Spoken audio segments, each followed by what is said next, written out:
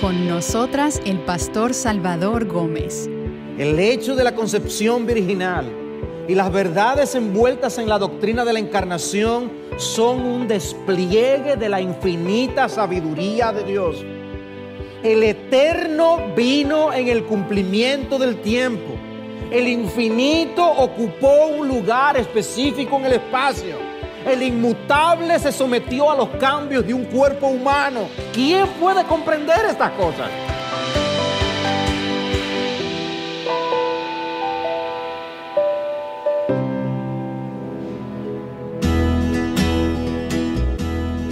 Estás escuchando Aviva Nuestros Corazones con Patricia de Saladín.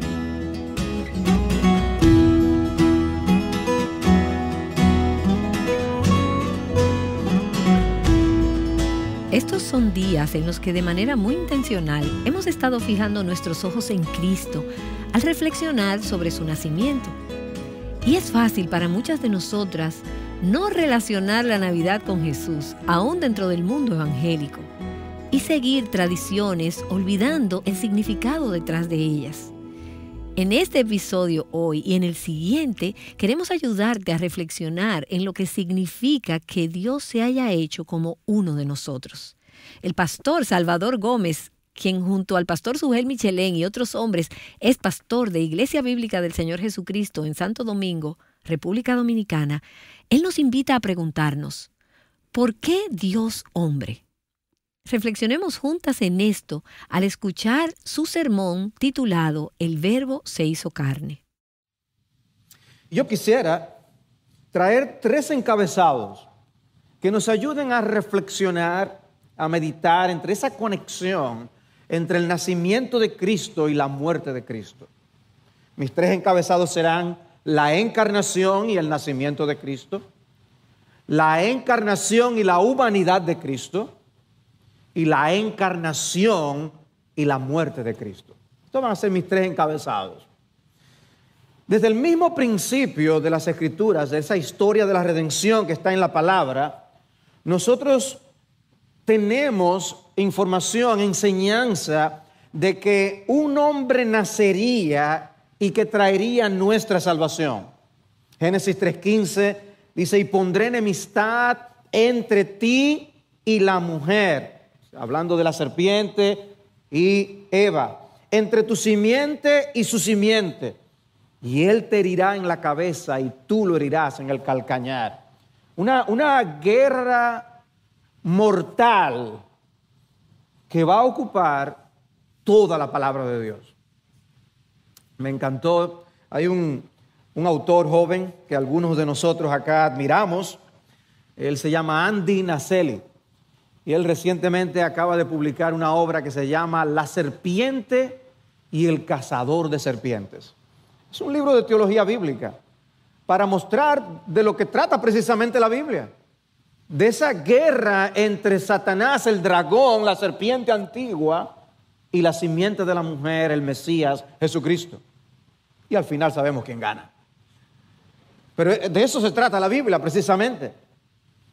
Y el Antiguo Testamento profetizaba que ese Mesías Salvador sería profeta, sacerdote y rey. 3 funciones que con las que los judíos estaban muy bien familiarizados. 3 roles que eran ocupados por hombres. Cuando Pedro predica su segundo sermón, que encontramos en Hechos capítulo 3, él cita una de esas profecías que anunciaban a Jesús como profeta, el profeta esperado. Y dice Hechos 3:22, Moisés dijo, el Señor Dios os levantará un profeta como yo de vuestros hermanos. A él prestaréis atención en todo cuanto os diga. Refiriéndose al Señor, refiriéndose a Jesús. Dice, el Señor va a levantar un profeta de entre sus hermanos. Es un hombre, pero será el profeta salvador. Jesús también fue presentado como el gran sumo sacerdote. Recuerden, los sacerdotes eran los encargados de ofrecer los sacrificios para la expiación de los pecados. Bueno, pues Jesús también se había profetizado que sería el gran sumo sacerdote. Y si tú lees Hebreos capítulo 5, allí te darás cuenta que era necesario que ese sacerdote fuera un representante de los hombres. Era tomado de entre los hombres para que representara a los hombres. Y luego argumenta, Jesús es ese último sacerdote. Cuando el libro de Hebreos desarrolla ese tema, llega al capítulo 7 y en el versículo 22, si tienes tu Biblia puedes buscar este pasaje, Hebreos 7, 22, donde el autor elabora y dice, por eso Jesús ha venido a ser fiador de un mejor pacto, mejor que el antiguo pacto. Los sacerdotes anteriores eran más numerosos porque la muerte les impedía continuar. O sea, venía un sacerdote, hacía su trabajo, se moría, se levantaba otro, hacía su trabajo, se moría, pero dice este no. Él conserva su sacerdocio inmutable, puesto que permanece para siempre. Por lo cual Él también es poderoso para salvar para siempre a los que por medio de Él se acercan a Dios, puesto que vive perpetuamente para interceder por ellos. Porque convenía que tuviéramos tal sumo sacerdote, santo, inocente, inmaculado, apartado de los pecadores y exaltado más allá de los cielos, que no necesita, como aquellos sumos sacerdotes, ofrecer sacrificios diariamente, primero por sus propios pecados y después por los pecados del pueblo, porque esto lo hizo una vez para siempre, cuando se ofreció a sí mismo, porque la ley designa como sumos sacerdotes a hombres débiles, pero la palabra del juramento que vino después de la ley designa al Hijo hecho perfecto para siempre. ¡Wow! Estaba profetizado y este autor desarrolla esta idea de he aquí el gran sumo sacerdote y tiene esa labor para siempre. Él permanece intercediendo por nosotros aún ahora mismo. Pero también era profetizado que el Mesías iba a ser rey, profeta, sacerdote y rey eterno, descendiente del linaje de David. En Romanos 1:3 el apóstol Pablo dice acerca de su hijo que nació de la descendencia de David según la carne. Tenía que ser un hombre descendiente, en este caso, del linaje de David. Estaba profetizado. Y es por eso que ustedes comienzan a leer los evangelios y se topan desde el primer capítulo con Mateo 1 y la genealogía de Jesús, cuyo propósito es mostrar que Jesús es descendiente de David. Interesante. Ahora, uno va a la profecía de Isaías 9, que se cita mucho en estos tiempos de Navidad, cuando dice en el versículo 6, un niño nos ha nacido, un hijo nos ha sido dado. Ahí mismo ese versículo siguiente, luego en Isaías 9:7 dice, el aumento de su soberanía y de la paz no tendrán fin sobre el trono de David y sobre su reino. Era profetizado que sería un descendiente de David. Ahora ese reino que Cristo establecería sería un reino eterno. De manera que vemos, hermanos, cómo Dios levantó a ese hombre perfecto, profeta, sacerdote y rey. Es pertinente en tiempos de Navidad, por tanto, hablar de la encarnación del Hijo de Dios que cumplió esos roles. Nuestra confesión de fe explica lo que ocurrió cuando el Hijo de Dios se encarnó. Puedes buscar tu confesión de fe que tú tienes en tu casa. Y si abres el capítulo 8 que trata acerca de Cristo como el mediador y vas al párrafo número 2, te vas a encontrar cómo los escritores de esta nuestra confesión de fe escribieron lo siguiente. El Hijo de Dios, la segunda persona de la Santa Trinidad, siendo verdadero y eterno Dios, el resplandor de la gloria del Padre, consustancial con aquel que hizo el mundo e igual a él, y quien sostiene y gobierna todas las cosas que ha hecho, cuando llegó la plenitud del tiempo, tomó sobre sí la naturaleza del hombre con todas sus propiedades esenciales y con sus debilidades concomitantes. Por eso vemos que él le daba sueño y se dormía. Tenía hambre. Dice, aunque sin pecado, siendo concebido por el Espíritu Santo en el vientre de la Virgen María, al venir sobre ella el Espíritu Santo y cubrirla el Altísimo con su sombra. Y así fue hecho de una mujer de la tribu de Judá, de la simiente de Abraham y David, según las Escrituras.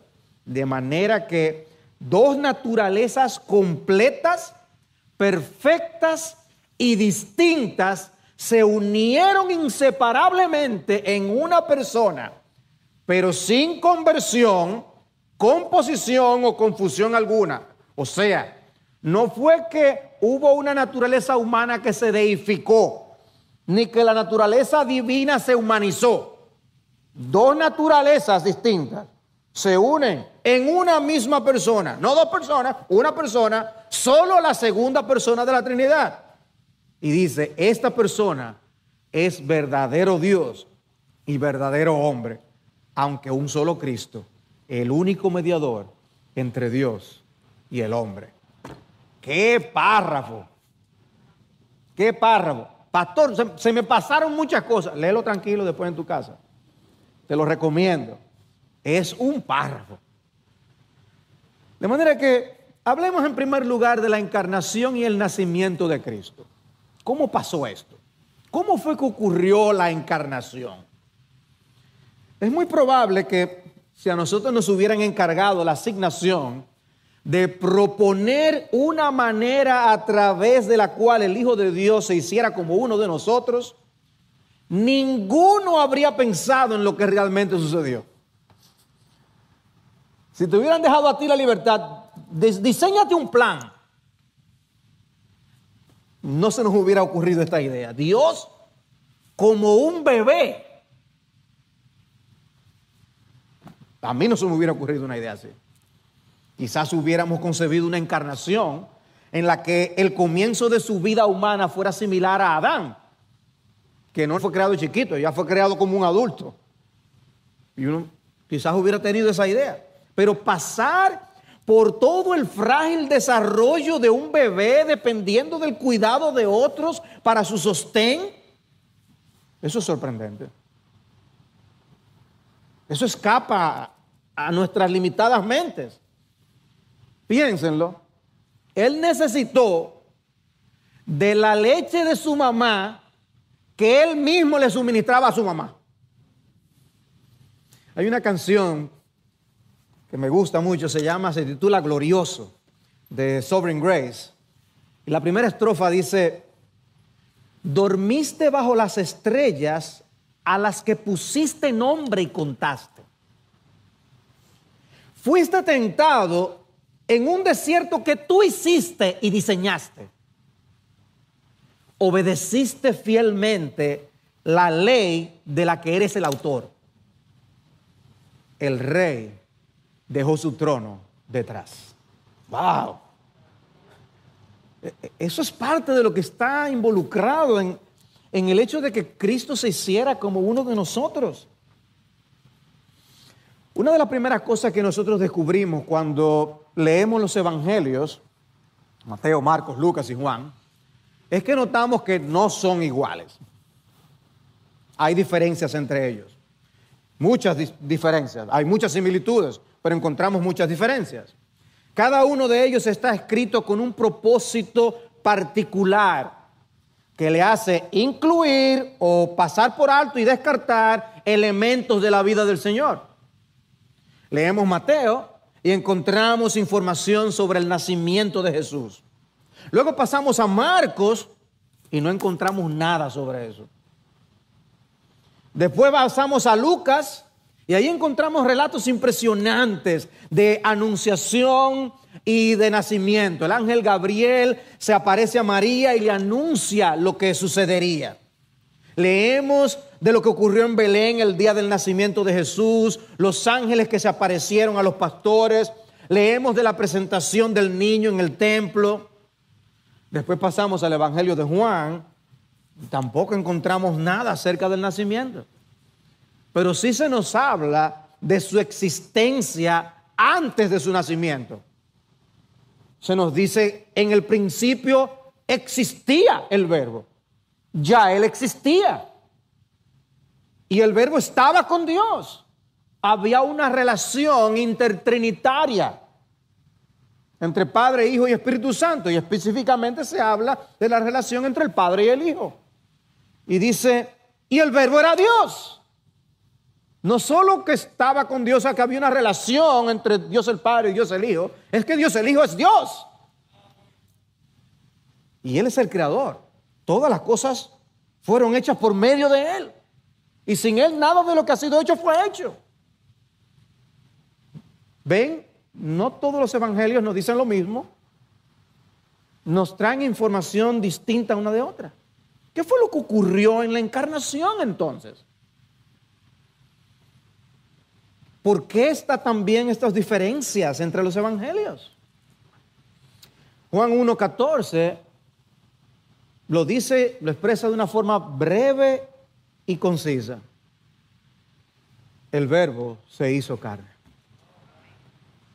El Verbo se hizo carne. ¿Cuánto en tan pocas palabras? ¿Cuánto en tan pocas palabras? Ese Verbo ya existía. Tenía su relación con el Padre. Ese Verbo es Dios. Creó todas las cosas. Ese se hizo carne. Wow. Yo espero que ustedes hayan notado lo que yo estoy tratando de hacer. Y es que veamos la encarnación del Hijo de Dios como si fuera algo que estuviéramos estudiando por primera vez en nuestras vidas. Porque creo que nos hemos familiarizado tanto con elementos de la Navidad que perdemos de vista qué fue lo que realmente ocurrió. Nos está diciendo que quien se hizo carne no es otro que Dios mismo, la segunda persona de la Trinidad. Y ya había una profecía de Zacarías que lo había dicho 500 años antes. Dice Zacarías 2:10, he aquí, hablando de Dios, el Señor, he aquí vengo y habitaré en medio de ti, declara el Señor. Vengo y habitaré en medio de ti. ¿No nos recuerda un nombre que aparece en Mateo capítulo 1? Emmanuel, que significa Dios con nosotros. Ya estaba profetizado. Se hizo uno de nosotros. Pasó a formar parte de la humanidad para siempre.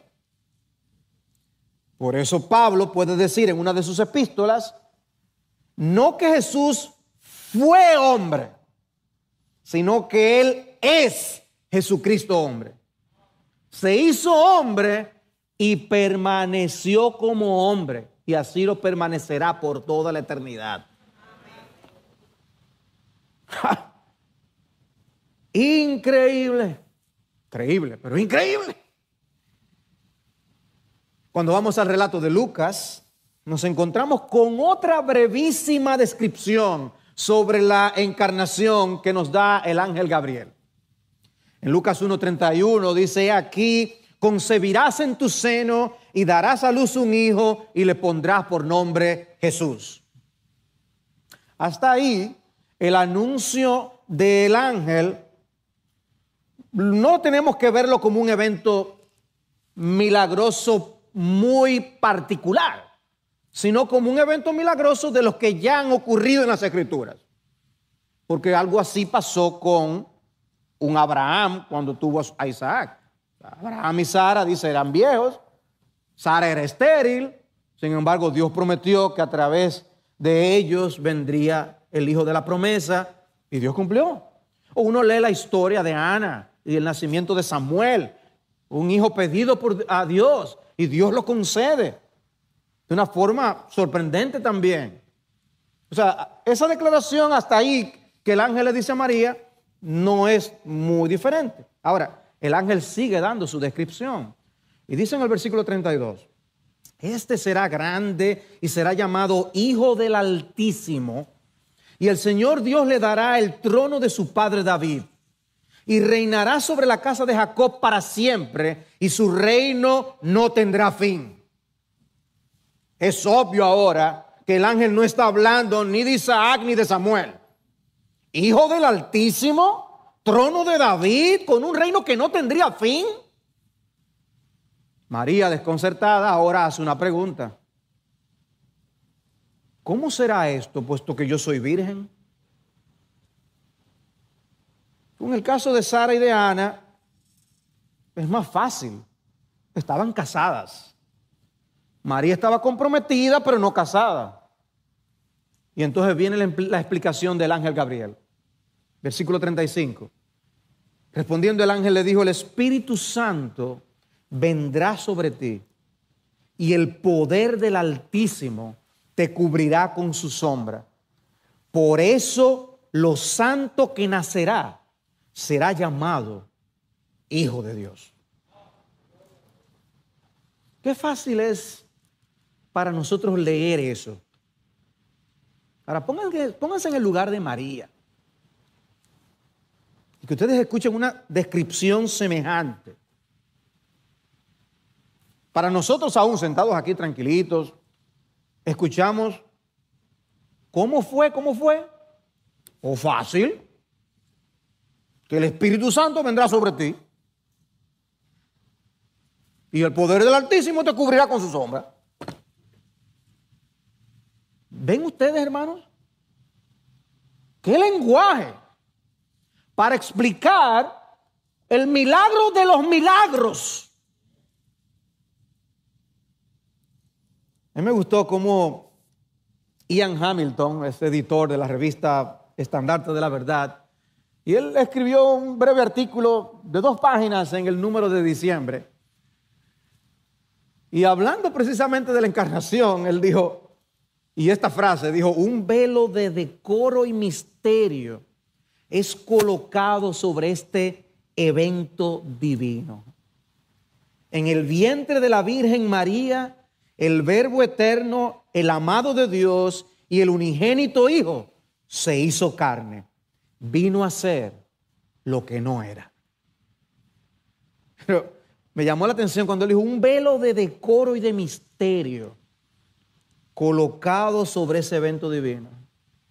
En otras palabras, es como si el Espíritu Santo registra estas palabras, pero lo que el ángel está diciendo, mira, esto es lo que pasó, pero quédate allá afuera, deja que eso ocurra en el misterio del interior del vientre de María. Y así como nadie estuvo presente en la creación, nadie estuvo ahí para ver cómo ocurrió todo. Sabemos del papel del Espíritu en la creación, Génesis 1, y aquí también podemos ver su rol en la concepción de la naturaleza humana de Jesús. Sin embargo, al mismo tiempo, no podemos decir que el Espíritu es el Padre de Jesús, como si se dice que María es la madre de Jesús. ¿Por qué digo esto? Hay muchas cosas que no sabemos, pero podemos saber lo que Dios quiere que sepamos. Dios, el Hijo de Dios, la segunda persona de la Trinidad, se hizo carne. En el relato de Mateo 1 se aclara 2 veces a su manera de que José no era el padre de Jesús. En Mateo 1:18 dice, el nacimiento de Jesucristo fue como sigue, estando su madre María desposada con José, antes de que se consumara el matrimonio, que no haya duda, se halló que había sido concebido por el Espíritu Santo, por obra del Espíritu Santo. Ya, y luego en el versículo 20 dice que un ángel se le aparece en sueños a José para explicarle qué era lo que había pasado. Porque ustedes pueden imaginarse lo que estaba pensando José. No temas recibir a María tu mujer, porque lo que se ha engendrado en ella es del Espíritu Santo. Lo que sucedió aquel día, hermanos, por eso les decía, es el milagro de los milagros. El puritano Thomas Goodwin dibujó en palabras lo que ocurrió. Él dijo, el cielo y la tierra se encontraron y se besaron. Es cierto que Dios había hablado al hombre de diversas maneras, pero la manera en que Dios nos habla a través del Hijo es especial. Por eso Juan 1:18, nadie ha visto jamás a Dios. El unigénito Dios que está en el seno del Padre, Él le ha dado a conocer.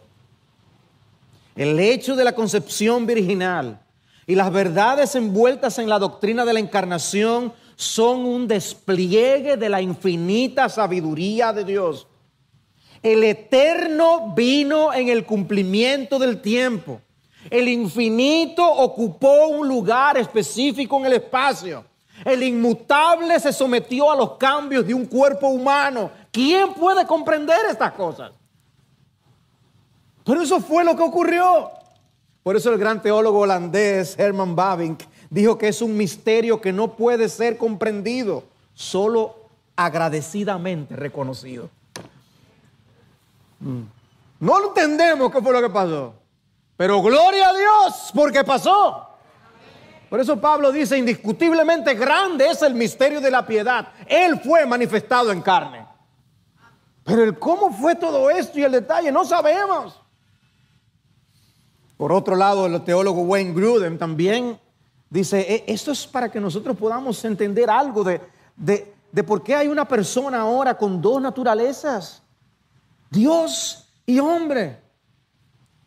Dice, el nacimiento virginal hizo posible que se pudiera unir en una sola persona la deidad en su plenitud y la humanidad en su plenitud. Este fue el medio que Dios usó para enviar a su Hijo. Si pensamos por un momento en otras posibles formas de cómo esto pudo haber ocurrido, y él plantea, dice, bueno, quizás Dios hubiera podido crear a Jesús como un ser humano completo en el cielo y lo trae para la tierra. Pero dice él, pero si Dios lo hubiera hecho así, quizás se hubiera sido hecho difícil para nosotros aceptar que era un hombre como nosotros. Y él dice, pero por otro lado, probablemente a Dios le hubiera sido posible que Jesús naciera por medio de padres humanos, padre y madre, José y María, los dos, y con una naturaleza divina milagrosamente unida a esa naturaleza humana en algún momento de su vida, dice Grudem. El problema con eso es que quizás nosotros hubiéramos quedado con dudas de que realmente fuera Dios. Ocurrió de una manera tal que nosotros podemos decir que Él es Dios y hombre, y lo creemos por la revelación que tenemos en los evangelios de quién es nuestro Jesús, y que esa manera escapa a nuestra mentalidad, pero que expresa la sabiduría infinita de nuestro Dios.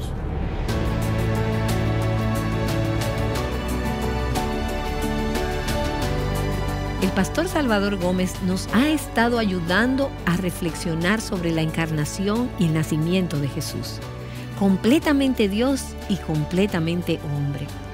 Y no puedo sino hacer eco del asombro y decir, oh profundidad de las riquezas y de la sabiduría y del conocimiento de Dios, cuán insondables son sus juicios e inescrutables sus caminos. Este mensaje es la primera parte de un sermón titulado El Verbo se hizo carne. Ahora, ¿qué tienen que ver el nacimiento y la humanidad de Cristo con la cruz? Mañana el pastor Salvador Gómez nos hablará acerca de esto. Asegúrate de acompañarnos aquí en Aviva Nuestros Corazones.